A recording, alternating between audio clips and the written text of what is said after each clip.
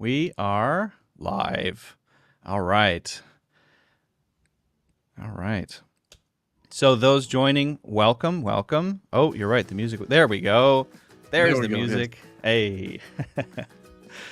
We're going to give it a few minutes. So those just joining, welcome.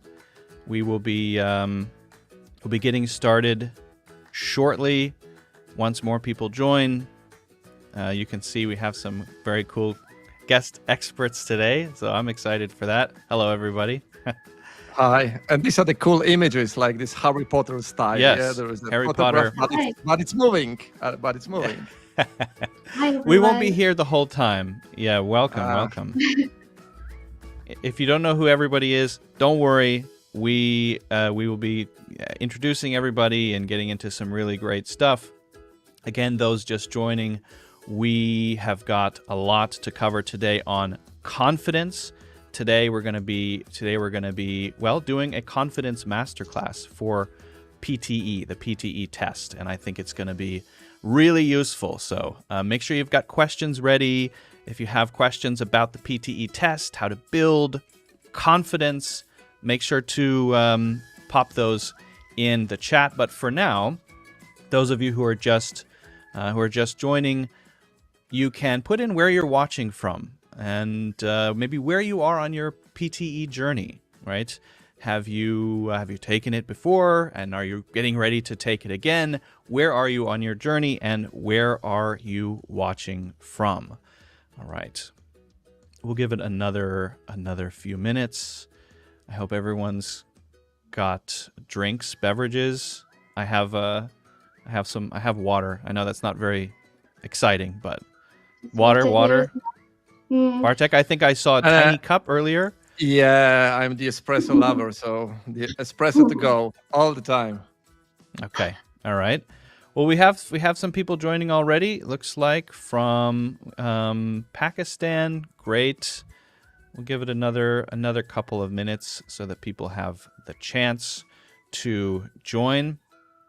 By the way, I'm joining from the East Coast currently of the United States. What about both of you? Don't say your address. No. I actually live in a place called Ely. It's spelled E-L-Y, and it's near Cambridge in the UK. Okay. Nice. And I'm based in Poland, Warsaw, so the capital. So this is the beauty of internet connection. Wherever you are. The internet. Yes. Absolutely. I see we have more people joining from Facebook, from YouTube. That's fantastic. Laura from Peru, hello. If you see me glancing down, it's probably because I'm looking at the chat or something. We're going to be getting started in just a minute. Today we're going to be talking about confidence. This is the PTE Live Confidence Masterclass. So we have a lot of things to talk about. We will be answering your questions, but also we're going to be sharing some really great tips on how to build confidence, and we're going to be going through all 4 sections of the PTE test. Indonesia, welcome. Nartan, if I'm saying that correctly. This is the way that chats work. If you don't know how to say someone's name for sure, the only thing you can do is guess. That's the beauty of a guessing game. So you can guessing game. Try and pretend. Yes. Hannah, I think I've got that one right. I think I'm pretty confident on Hannah. Welcome, Hannah. Great to have you. All right. And I think we can get into it. Again, questions, welcome. All right. Let's kick it off, I think. So, hello and welcome to PTE Live. This session is all about confidence. Why is confidence so important? Well, it's simple. When you feel confident, you do things better.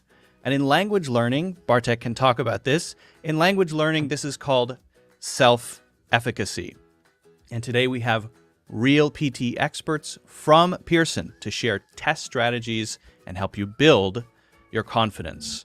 My name is Luke. I've been teaching English professionally for over 12 years, and I'm your host for this episode of PTE Live called PTE Confidence Masterclass. We have some amazing things planned for today that you will not want to miss. And if you have PTE questions, drop those in the chat at several different points throughout. Today, we are going to be answering your questions.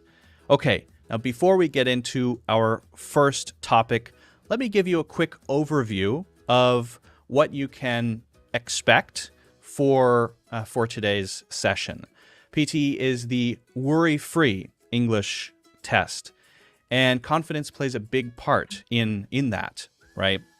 So that will be our first topic. We're going to answer a few questions, then cover specific strategies for all 4 sections. Yes, all 4 sections. Next, there will be a Q&A for any in-depth PTE questions. Then we have some amazing resources to share with you and a limited time offer. All right, so let's jump into growing your PTE test confidence. It's a very common issue, right? This feeling that I want to be more confident, but I don't know how. But there are things you can do about it, and I think we have people who can really speak to this. Our expert panel, I'm going to just let them introduce themselves. So Bartek and Rushta, welcome. Do you want to introduce yourselves? Maybe Bartek first? Okay, so hi, that's the second time this live, Hey. So maybe some people know me. My name is Bartek, Bartłomiej, the long version. So I'm a teacher trainer in the Assessment Advisor, and I run educational programs for Pearson for the assessment for PTE, how to train, how to teach, how to prepare effectively. I'm also a coach, and my background is in the psychology of motivation. I deal a lot with the perseverance, the stress, wonderful topic we had last time, and this self-efficacy. Yeah. This it couldn't get better. So that's me. It's kind of the one topic followed by another. They definitely fit together. Stress. If you didn't check that out. But now confidence. Yeah. Rushta? Yeah. Hi, everyone. It's great to be here. So my name is Rushta. I'm based in the UK. I am a senior product manager in the PTE team, and I'm responsible for new developments within PTE and for improving test taker experience. My background is I have a master's degree from the University of Cambridge, and I've been working in the assessment industry for over 15 years now. So I'm very familiar with English tests, and hopefully you'll find my tips today useful. Right. So that would be my tip. Think of, okay, now you know who you've got today, right? Think of questions for the experts, right? You can get, I think, really good information if you ask a really good question. All right. Well, let's get into our first topic. We're going to be talking about confidence. I think the maybe first and simplest question is, it seems like confidence is something that boosts other skills. If you're confident, other things get better, right? Sounds like a magical formula, and wow, and it gets better. Yes, that's true. On several. Can you explain that though? Yeah. Why does confidence, or as you said, self-efficacy, Bartek, why does that matter in a language environment like PTE? Mm-hmm. Okay, before I shed some light, there is a question to audience. I think if we can ask them to put the chat, what's the way to build this self-confidence in exam preparation? Do they know any private, individual tested strategies? So if you know it, if you could pop them in the chat and look, we'll share some of them. But basically, Absolutely. As you mentioned, like self-confidence or self-efficacy, Albert Bandura, wonderful psychologist, and the definition, the very simple one, is this is your belief that you can succeed in some specific endeavor. But to be more precise, this is your belief that you can act in a way that is necessary to reach your goal. Okay, so this is that you know that you can perform and you can deploy a particular skill which is required to reach where you want to be or where you want to go. So this is the concept of self-efficacy. And yes, it's been tested around the world, including academic background, within the teachers, within students, and it's heavily work related as well. So I agree with you, Luke, that this self-efficacy helps. Not just for tests, but life in general. Yeah. Yeah, it's worth. It's possible to build self-efficacy. So it's not that you are born and there is a genetic determinism saying that you cannot get any longer. So it's changeable. So this is the first good side and the first important element, that wherever you are, no matter what your level is right now, you can work towards getting it stronger. That's encouraging. I think that's very encouraging. What do you think, Rushta, in terms of building confidence and why it matters specifically for a test? PTE, well, let's face it, I mean, all exams are scary. And I think PTE is particularly scary because it's so important, because it can open so many doors for you. But I think what helps is to think about the purpose of an exam like PTE. It's not designed to catch you out. It's designed to give you the opportunity to demonstrate what you know, so demonstrate your abilities. And particularly with PTE, I think the more confident you are, the more you can express yourself and the more naturally you will speak in the test, for example. So I know a lot of people, and myself included, when we get stressed or nervous, we talk really, really fast. And actually for the PTE test, it's really important that you have a comfortable pace and you really showcase what you know. So it's the more confident you are, the more natural you're going to behave. And speaking English naturally is the key here. It has to be, I think, recognized that you're speaking your second language, and so there's some fear maybe built into that, and there's some lack of confidence built into, this is not my first language, right? So that's something to overcome, right? Definitely. But yet, and concentrate on what you know rather than what you don't know, because I think anyone who's learning a language, they pick up all these new words and phrases, and I think that's the positive you need to take away. What do I know, rather than focus on things you don't. Absolutely. And there is this yet another element, which is the beauty, because this self-efficacy, the high level, the once you build it, it will help you to persevere. And perseverance is very important in the preparation period. Perseverance means high level of motivation. It also means better handling obstacles and failures, because in the preparation period, we should expect to fail from time to time and to learn from it. And this is where this self-efficacy helps you to move forward. And there is a beautiful term called self-fulfilling prophecy. Yeah. So this self-efficacy could become self-fulfilling prophecy. It means that once you believe in something, you start behaving in a way that confirms your belief. So you become a very motivated person, taking on challenges, not giving up so easily, asking bold questions, and taking lessons from failures. And the opposite is like the low level of the self-efficacy will say like, okay, you're faced with challenging tasks, and then you give up because you say like, I'm not gonna make it. I'm not gonna even try. And I stop at this point because I stumbled. And this is which also becomes a self-fulfilling prophecy. Yeah. Yes. On the other side. So you do not progress and you do not learn. And then you say, well, I told you at the very beginning that I couldn't make it. Maybe because of the fact that you've said to yourself at the very beginning you couldn't make it, you stopped fighting and you stopped trying to design a strategy to move forward. Yeah, you're so almost. Go ahead, please, Rushta. Yeah. Center and say I'm really bad at English, because you're not going to be then brave enough to try your best. So it's like it's a knockout even before entering the ring, and and the battle hasn't yet begun in this preparation period. Well, you're kind of saying what you need to do, the classic thing where you stand in front of the mirror in the morning and say, "I can do it." It almost sounds cliche and silly, but yeah. Yes, but is there a but there? But that's a different approach. If you say I can do it, something happens. You will see it as a challenge. Yeah. If you believe that you can't do it and something new happens, you will see it as a threat. And there is a completely different emotional reaction to it.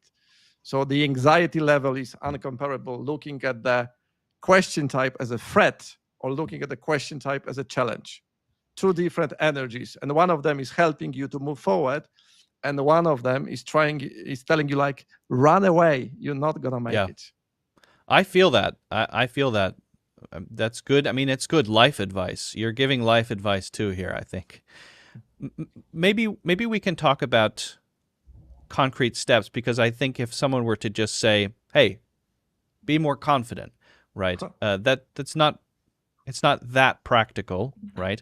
Yeah. So you can do it. Nice slogan, but yeah. Is there anything behind it? Give me some, that itself is too big of a challenge. So, and I just want to recognize we've got some great questions coming in. Keep those coming.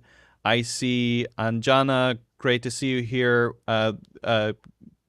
Great points that you're all asking. We're going to be getting to some questions very shortly. You see we have some great questions here from Instagram as well and from Facebook. So keep the questions coming. We're going to be getting to some questions really soon. But I want to ask about some clear steps that I can take to build that confidence rather than just saying, okay, Bartek is right, I just need to be more confident, right? Yeah.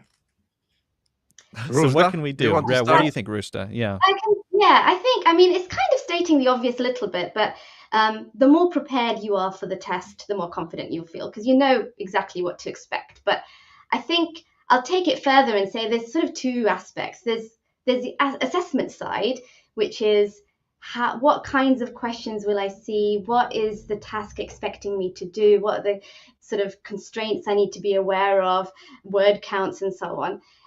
But then there's a kind of a practical side, which I think sometimes gets overlooked. So I think it's just as important to sort of visualize the test center experience. And that means, read the test taker handbook beforehand, know exactly what to expect when you get to the test center and what the security procedures look like. Don't let the practical side make you even more stressed, because actually that's something you can kind of control. You know exactly, arrive in good time, make sure you have your ID, and don't bring lots of things with you that you then have to store or show to the security. And so if you experience all the steps leading up to the test as straightforwardly as possible, I think you'll feel more relaxed in the test itself. So both the assessment and the practical side, I think, are really important. That's a really good point. Feeling that you're on solid ground. I'm standing on solid ground because I've got all of the things that I can control done and in a good place. So now all I have to worry about is doing well. Right. Yeah, and actually, that's a great point. You can go further. Instead of just visualizing, you can visit the testing center just to see how it is before you take the test, just to touch those the atmosphere. But look, if you can take notes of touch the computer, visualizing, because there is like mental simulations. It's a really important subject, and we can talk about it in some different episodes. But self-efficacy, as Rushda said, you prepare this practicality. But looking at the classics and the psychology and the Bandura, the first element is like, give yourself a chance to experience success. So it means that I'm going to be focusing on the preparation period. Your learning should be slightly above your current level of competence. So not too low, not too hard. But you're giving yourself a chance to experience success. And this is number one when it comes to building self-efficacy. And how do you build it? You break it down into the baby steps. So if you're going to have this describe image, then you divide describe image into the smallest doable steps for you. To be clear, that's one of the specific questions, right? Just to be clear. Yeah. Yes. That's one of the questions. Yeah. And just you tackle the step. This is the first one, to experience yourself. But the second one is called vicarious experience. So see other people succeed in some element. And there are two variations. For example, I can ask Rushda, imagine Rushda is the best student ever. And I can say, Rushda, can you perform... Master's degree from Cambridge, yeah. Yes, can you perform write essay or describe image or read aloud? And the Rushda will do it. And then I listen to her and it's like, so Ruzhda at this moment is a mastery model. She's performing the task flawlessly. But what I want our audience to remember, that Ruzhda needs to be a coping model. So she performs a question, and then I ask, okay, Ruzhda, but how did you get to this level? You need to, it can't just be a thing that's far away. Yes, I see. It's not only listening to someone doing things flawlessly. It's about asking this person to present the way they took in order to get to this type of proficiency. So this is the coping model. And this is another step for building self-efficacy. Okay, observe others, but not just admire, but ask them. Okay, how do you do it that you perform so well? It reminds me of those social media posts where somebody will walk up to some guy in a Bugatti, but he doesn't just say, "Wow, nice Bugatti." He says, "What do you do?" Yes. Right. What did you do to? Yes. How did you get that Bugatti? Yeah. So how did you get to the highest PTE academic score? We can do a street survey one day. Yeah. The highest PTE score is the Bugatti of. Okay, I'm losing the analogy. Well, you've got the goal, which is where you want to go. The Bugatti of language learning. And then you've got your score, which is the sort of outcome of your test. And I think it is an important point to keep those sort of separate. The goal of what you want to achieve is not the same exactly as the score you need to get on your test. And breaking the steps down, as Bartek says, is really key. And as you progress through, if you have broken something down and it's manageable, and as you progress through those steps, when you do well, celebrate that, be happy about that. Don't say, "Oh, I have so much farther to go." Say, I did this, even though it's a small thing. I'm happy about that, and I can now feel more confident tackling the next thing, right? Yes. And there is element, sometimes people say, you learn from your mistakes. And I partly agree with it, because you learn from your mistakes, but you should develop the ability to learn from your success as well.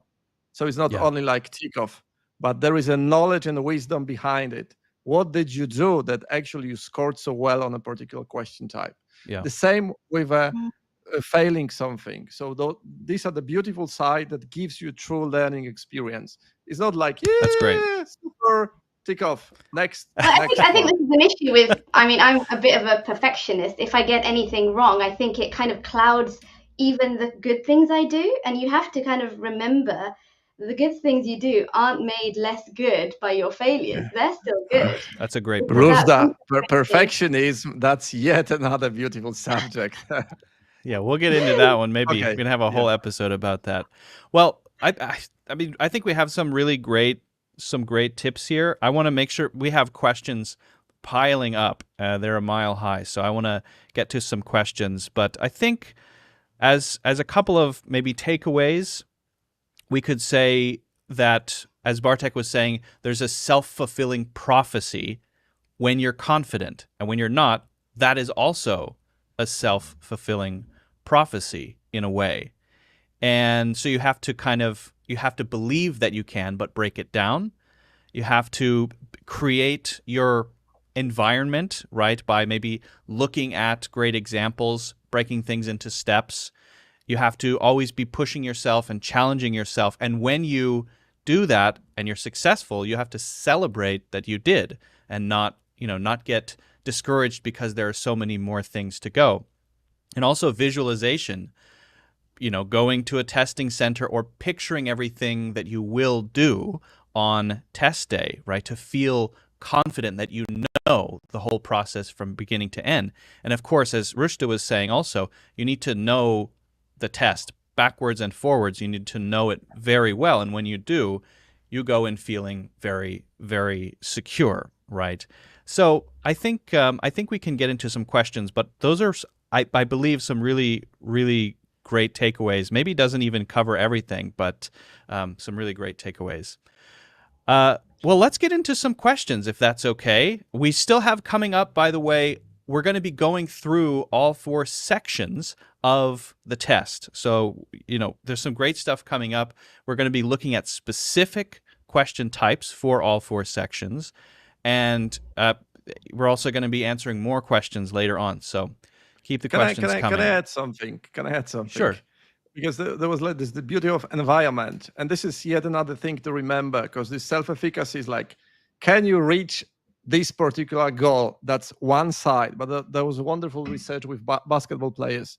Like, it's not only about the belief that you can reach the particular goal, it's also about the belief that you can control your environment in the preparation period towards this goal. Because you can say, okay, I can score 90 like this. Can you control your environment, like your work, your study, your family? Can you find time to prepare for this score? This is another important question, because some people say, like, I can get 90. And can you control your environment? No, I'm going to be studying 30 minutes per week. That's all I can do. And this is the clear message. So this goal is not happening. So control your environment, or design a way so that this environment will match the reality you want to get. Yeah, absolutely. Yeah, that's a great point.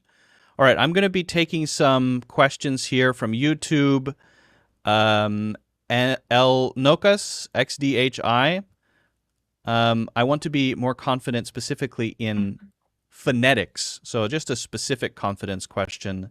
There, I think if I can maybe speak to it, repetition is really important. I think it's easy to get in the habit of input, and not have enough output. And once you realize that, oh, my output needs to match my input, right, then you start doing stuff. And the more you do it, just like anything, the first time you rode a bike, you're shaky, you're wobbly. Drive a car, you're shaky. But the more you do it, there's this natural thing that happens. Muscle memory, it builds up. And I think that's probably the way to go for something specific as, the sounds that you're making when you're speaking. I don't know if either of you want to add to that. I would add to that in that, of course, I think practice, as you say, Luke, is really, really important. Keep practicing, keep sort of get used to how those words sound when you use them yourself. Become sort of comfortable with using those words and phonetic sounds. And the other part, I think, of this is try and find a way of getting feedback, of sort of assessing how well you're making those sounds compared to fluent English speakers. So, for example, if you hear something on the radio, say the word yourself, compare yourself to how a fluent English speaker would say it, and really get a sense of how close you are as well. I think as well as practice, it's just about knowing, actually, am I quite far away from how this person sounds? Or I always tell people, use your ears. Use your ears. You have two of them. You got to use them, and you got to know how to differentiate between you and what you're trying to get to. It's something that comes up in, highlighting correct words. It's like, really listen carefully. What is the difference between different sounds? That's really important for getting those sounds right. Yeah, absolutely. Ask feedback, make use of technology. Basically, you can record the program, the radio program, the podcast, the Spotify, whatever, and you can replay it several times just to get to the desired pattern. But ask for feedback. That's this. Ask other people, how did you get there? That you pronounce the way you pronounce. Yeah. And it's not just about the pronunciation, sort of technically. It's about, can people understand what I'm saying? If you say those words and someone understands you, that's kind of enough. You don't have to worry so much about your accent and other things that are not important. It's about, can people understand you when you speak? And that's the ultimate goal of speaking English well. Absolutely. I have two questions I'm going to combine from Facebook. And one is about measuring confidence, because it is a bit fuzzy, to be frank. It's, we talked about making it step by step. And the other part of that is, can I scaffold it? Scaffolding, maybe building a structure. I think we talked about breaking it down, but is there anything else we can say there about measuring and scaffolding? So, well, if you're interested in measurement, so this is like consultation with psychologists. Like, I wouldn't go for this online test that just they could give you the hint, but you need to know the appropriate interpretation in the first place. So you need to have a qualified person who will interpret the score. But for your own personal feeling, this is like you design a specific situation that you want to become more and more confident. Then, as you mentioned, you break it down into the steps. You set challenges to yourself and you start doing things you were not doing before. You observe others. Like Bandura was working with phobia of snakes, and people were observing a person dealing with snakes, and the patients were gently copying them. But what really happened once they overcame this fear of snakes, as he mentioned, they received a boost in life. They became more challenging in other spheres of life. Interesting. So at least someone removed the barrier that I had inside of not moving forward in other spheres, not only this particular phobia of snakes, but they were more daring at work and other different elements. So once you set challenges, work towards those challenges, make them doable. So I don't have anything against putting really high goals, but for the purpose of development, do it and measurement gradually, yes, step by step, and then witness yourself doing things you've never done before. Yeah. Rushta? Definitely. Yeah, I mean, exactly what you said. I think it's about taking baby steps, isn't it? It's about knowing the sort of small version of what you want to do and build up to the big scary thing. I mean, myself, I used to be really scared of presentations. I still am. You know, this is something that's kind of, I think, inbuilt in a lot of people. But I think having smaller group disctions, kind of like this. How about live interviews? Yeah. How about live interview? Yes. Small discussion. Oh nice. But yeah, you can build up to the bigger thing. You know, if you start by talking to a few people and you build up to talking to hundreds, you're kind of practicing the same skill but at scale. And so starting somewhere small, I think, kind of helps because it gives you confidence. Oh, I can do that. I can move on to the next step. Because if you start at the top and you can't do it, it's like, where do you go from here? By the way, that question is from Khalid, and he asked the follow-up question of do native speakers have confidence issues too? And the answer is yeah. I mean, you just described one. I think everybody does sometimes in some areas. So yes, absolutely. Okay, well, I want to make sure we're moving along because we're going to be getting to all 4 sections, which I'm really looking forward to. I did want to share one thing quickly first as a way to practice. If you want to, break this down into steps and actually have something you can do to build confidence, practice is a big part of that. And so one thing that we have to offer is the PTE scored practice test. It allows you to really get comfortable with the test. You can take it any time. It gets you used to managing the time, right? Some of the things we've been talking about. You get a full score breakdown, and it is scored by the same system that scores the real test. So it is very, very accurate. And then also we have the academic question bank. So this is 300 questions. It's not just a list of questions. The questions have sample answers, model answers, right? And it's very in-depth and robust, and it's a great way to practice authentic questions to, again, build your confidence. So for a limited time, and this is a limited time, you can get 10% off. If you add that to your cart, you use the code PTE Live 10. This does expire, so you want to do it soon.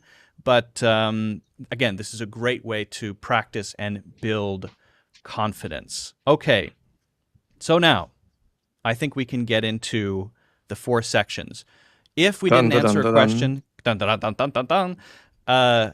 if we didn't get into or get to one of your questions, we will try. We have another Q&A section coming up. Okay, so what we're going to do is go through all 4 sections. We're going to start with speaking. We're going to look at a specific question, And then I want to talk about how we can really tackle this specific question, right? So let's start with speaking. I'm not going to read all of this here, the full detail, but I just want to give you a sense, okay? So for the read aloud question, this is the question we're going to focus on. You read a written text aloud. And basically, these are some instructions for how to do it. You will see a box that has a countdown until the microphone opens, and then you have 30 to 40 seconds to read the text and prepare. You will then hear a short tone. After the tone, you want to start speaking immediately, okay? And this is what it looks like. I know it's a little small, but this is what it actually looks like. So, what for speaking can test takers do to specifically for this improve the fluency? Because here it's all about spoken fluency, right? What can test takers do to get better at this? I can start. Sure. Yeah. Start away. Okay, so because it sounds easy, read aloud. This is like, okay, I'm going to read aloud the text. That's it. But the question is, like, for example, we are sitting here today, Rushda and Luke. When was the last time, Rushda, you read something aloud? Probably a long time ago. Yes, a long time ago. For me today, but okay, just I do it all the time, every day. But okay, that's just me. If you're a test taker preparing for PTE, and you know that this is the question type that you'll be faced, that you'll be doing, make reading aloud your reading habit, because there is a tremendous difference between reading the text mentally. When you read it inside your head, you sound really, you sound fluent, you go from words, and then sometimes if you do the speed reading, you just observe a bigger amount of words than a single one, and you think that you read it fluently. The difference happens when you start reading it aloud. Then you listen to your voice, you see yourself stumble on some particular words, then you start to think how to work with punctuations. What about the intonation? Is it rising or falling? So this is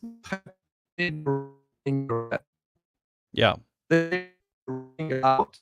So basically, you need to make this as a reading habit. So you start reading aloud text, academic text, hopefully, the scientific articles, on a daily basis. And you can record yourself. This is what Rushda mentioned. Is like you can compare it and you can ask an English speaker to read the text for you. We are living in a global era. You can find people around the world, and you can ask even a person. Yeah, can you record this text for me? It will take you a few seconds. So this is like make it a reading DNA. It's not only reading silently, but read aloud. Absolutely. Rusha, do you have anything to add there on this one? Yeah, absolutely. So I've got a few tips on maybe what to do in the moment. So remember, in time, so use it. Think about, read through the text in your head. Think about the difficult words and how they're pronounced. Really prepare yourself so that when you do finally speak, you've already done it in your head. The other thing I would do is make sure that you're reading at a really comfortable and natural pace. So not too fast, not too slow. Emphasize the key words. That should also help you in making sure that you don't miss any words out, because remember, every word is important. If you miss words out, that will affect your score. Remember, this question type is scored on content as well as fluency. So content, which means did you say all the words? Fluency is obviously, does it sound natural? And the pronunciation, did you pronounce the words correctly? And as we've been saying here, I think fluency is probably the trickiest to practice.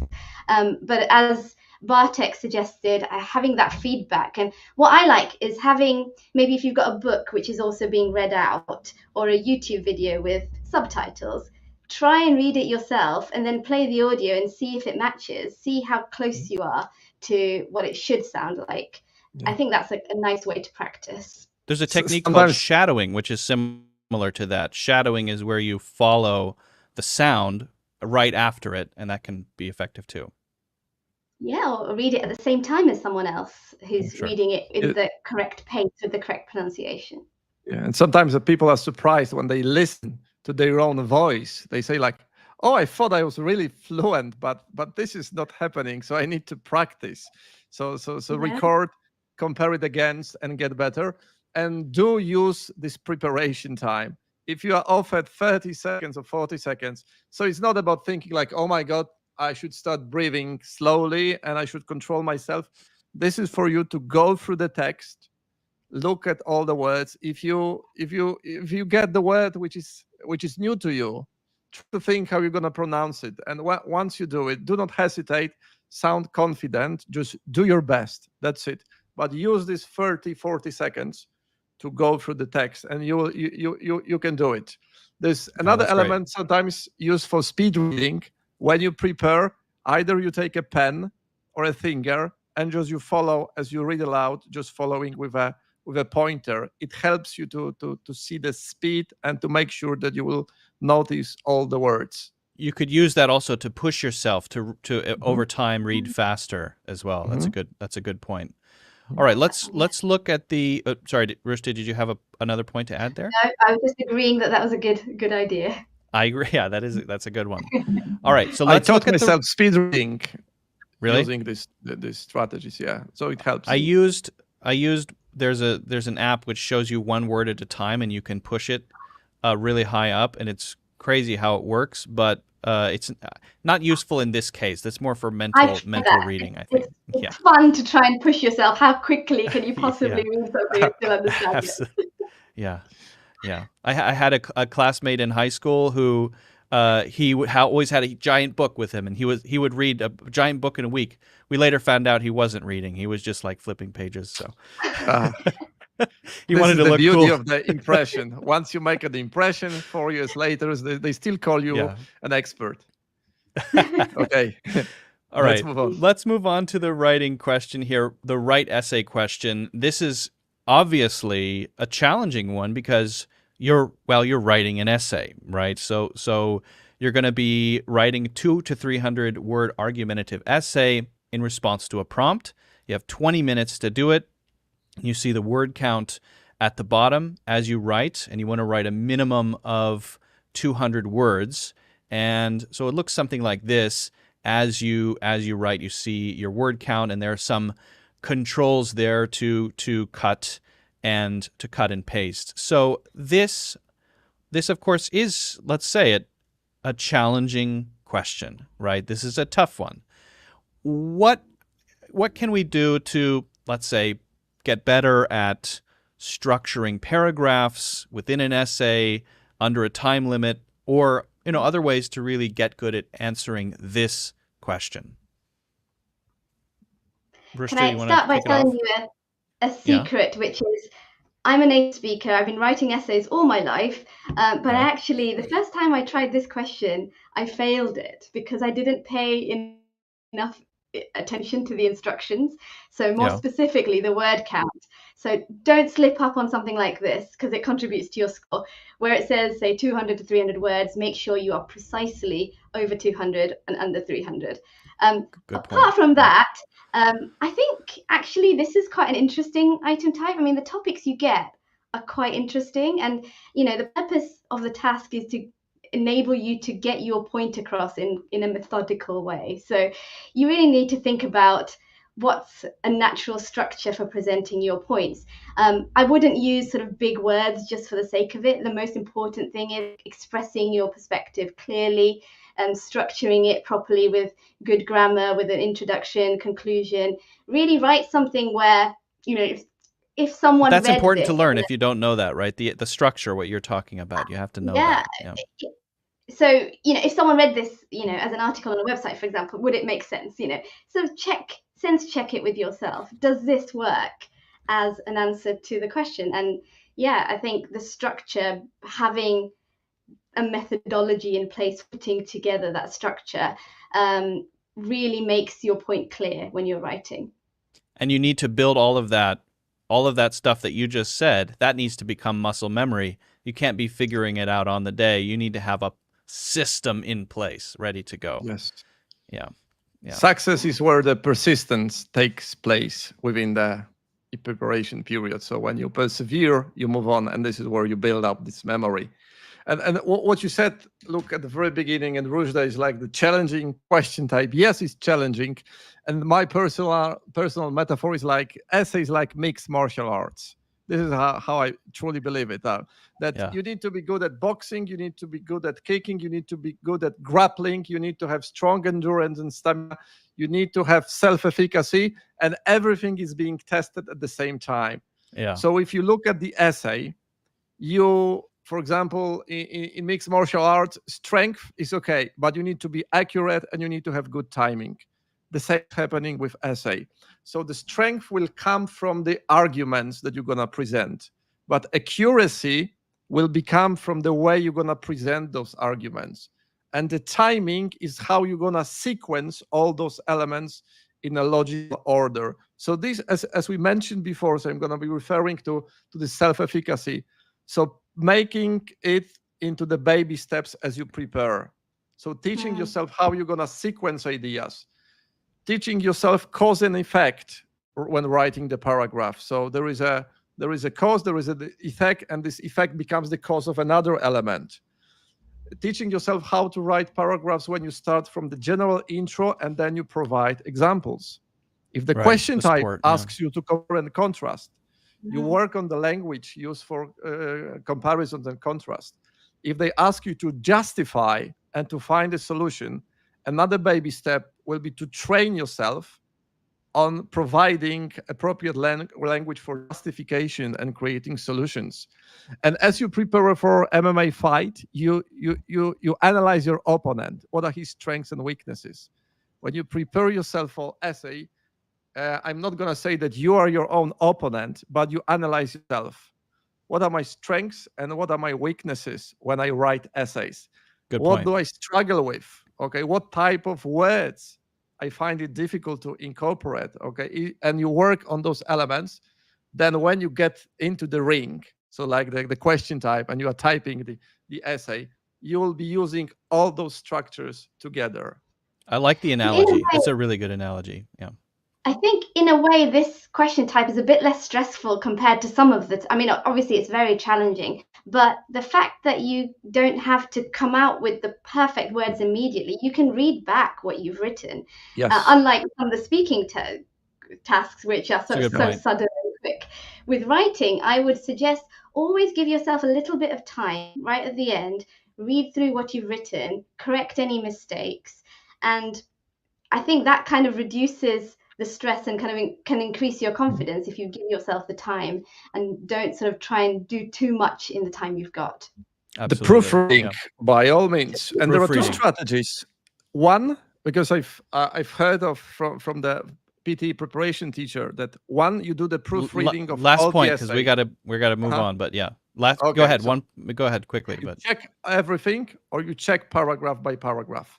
Test it yourself as you prepare which one is more effective for you. As you're saying, know yourself, and then analyze yourself and make a plan based on that. All right, we're going to move along a little bit more quickly here. I want to get to the reorder paragraphs for the reading section. And for this item type, you need to restore the original order of the text by selecting text boxes and dragging them across the screen. And so that looks like this, and you're basically just moving things across. This one is dragging it basically. So for this one, it seems like there might be some overlap here in understanding structure, right? Yeah. But maybe just quickly, maybe we could hit on one point quickly each, and then I do want to get to some other questions. So yeah, what do you think about this one? Yeah. You're right. It is similar because of the structure point. I mean, in the right essay, you're kind of creating your own structure. And in this one, you're reviewing a structure that's already there and making it make sense.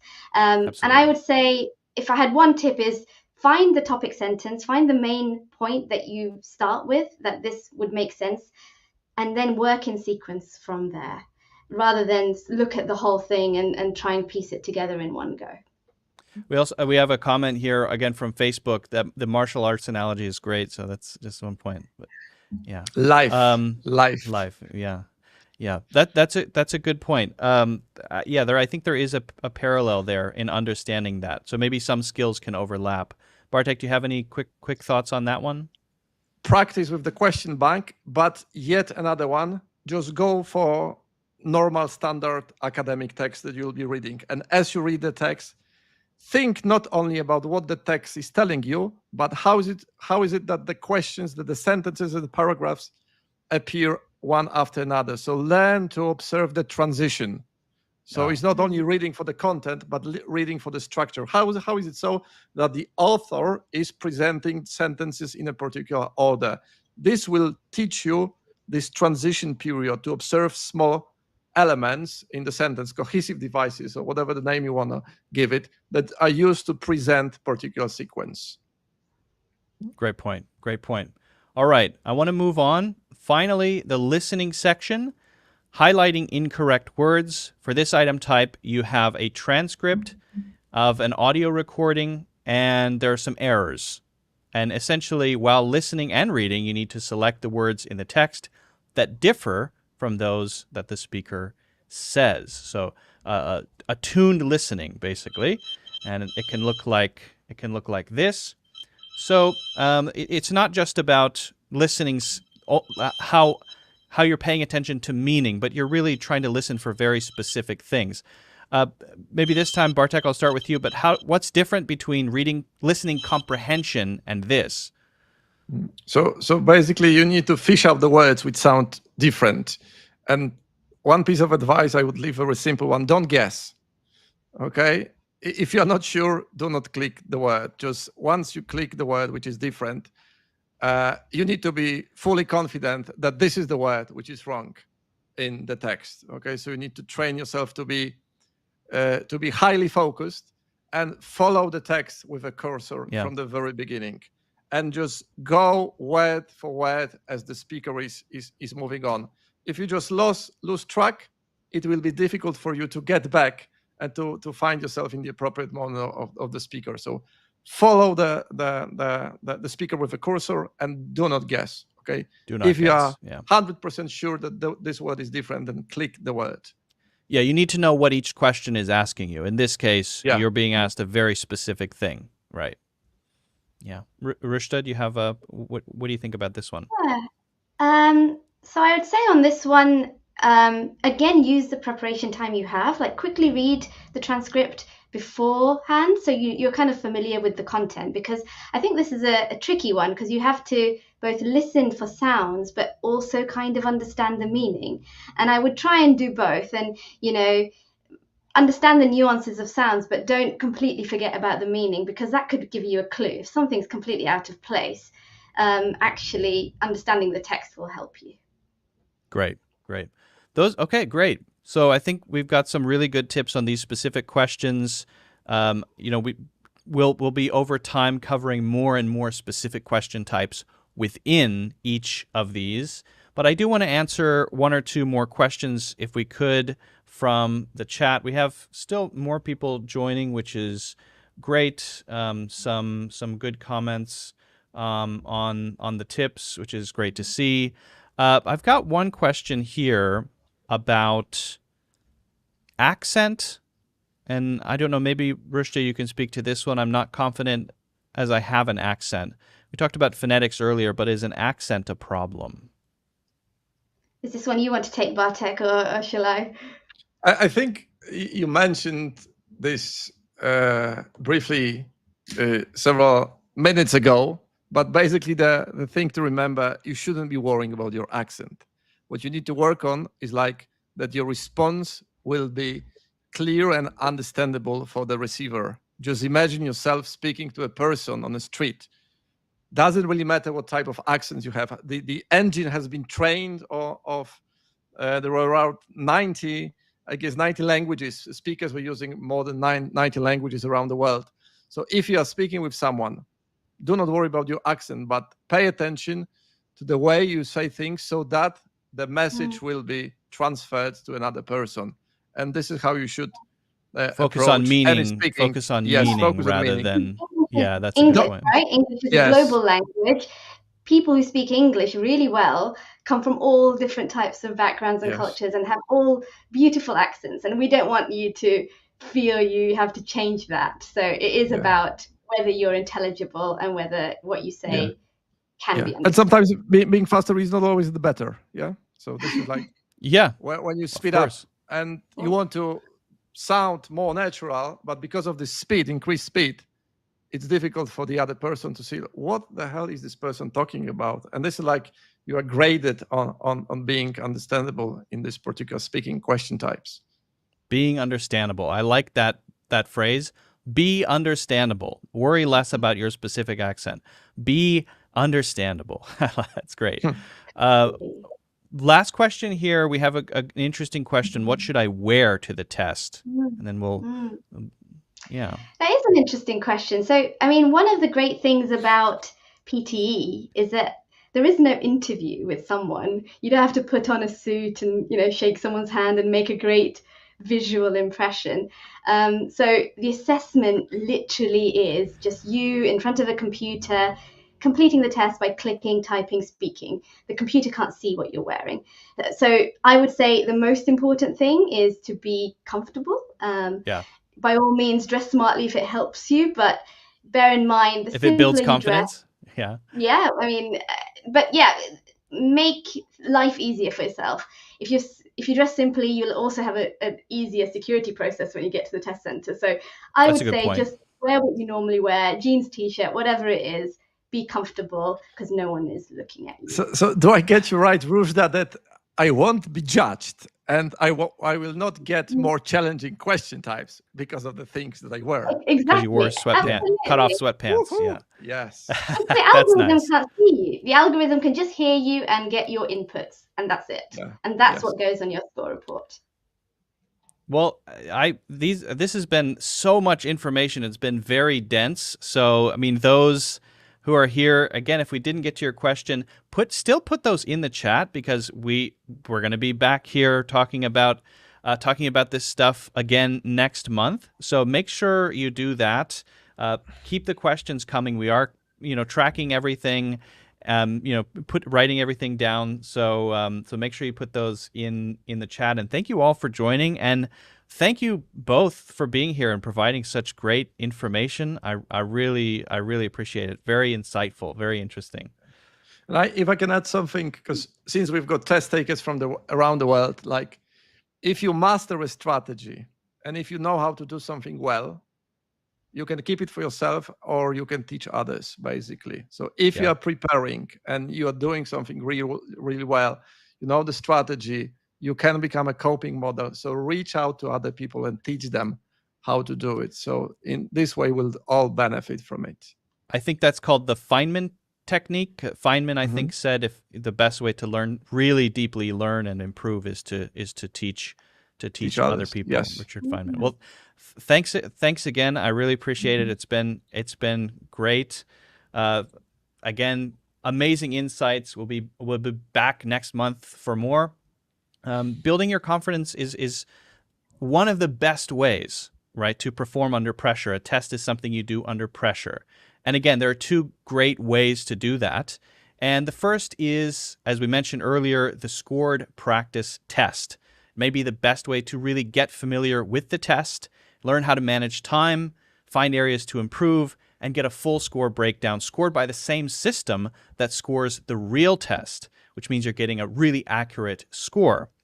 And we also have the Academic Question Bank with 300 authentic questions, model answers, and full explanations. It's an amazing way to really get a feeling for the test. Again, build confidence, and it's a great resource to use as you practice. And as an exclusive offer, you can get a 10% discount applied at checkout, the code PTE Live 10. That's the code. And this code does expire. So, if you're preparing for the PTE or planning to start preparing soon, these are essential resources. Click the links in the chat. Check out both the scored practice test and the Academic Question Bank, and use the code PTE Live 10. All right. Well, that is it for us today. Again, I want to thank my wonderful guests, who I will bring up one more time. I want to thank my wonderful guest expert panel for being here. It's been fantastic. We talked about ways of being more confident. We talked about specific strategies for each question type, and hopefully we answered some of your most pressing and urgent questions about the PTE as you prepare. So again, thank you for watching. Thank you for the questions. Next month, we're going to be talking about changing your life with PTE. I'm very excited for that one. I think that's going to be a great one. Good luck as you prepare, as you practice, as you work on your confidence. Thank you so much again, and we will see you in the next one. Thanks a lot. Bye. Thank you. Bye-bye.